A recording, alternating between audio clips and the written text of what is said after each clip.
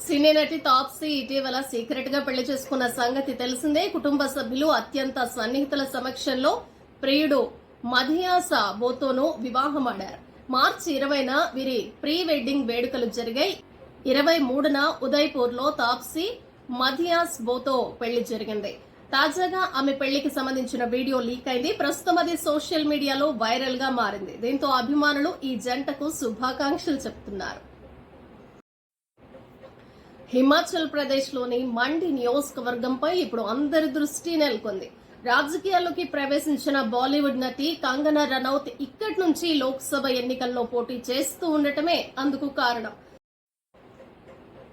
ఒకప్పుడు భారతీయ చిత్ర పరిశ్రమలో ఒక వెలుగు వెలిగారు అగ్ర కథానాయిక దివంగత నటి శ్రీదేవి. ఆమె బయోపిక్ రానున్నట్లు గత కొన్ని రోజులుగా వార్తలు వస్తున్న సంగతి తెలిసిందే.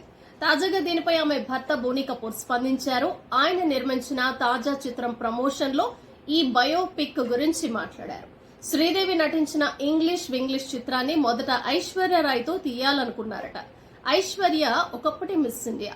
ఆమె ఇంగ్లీష్ రాణి పాత్రలో నటిస్తే ప్రేక్షకులకు నచ్చదని చెప్పానన్నారు.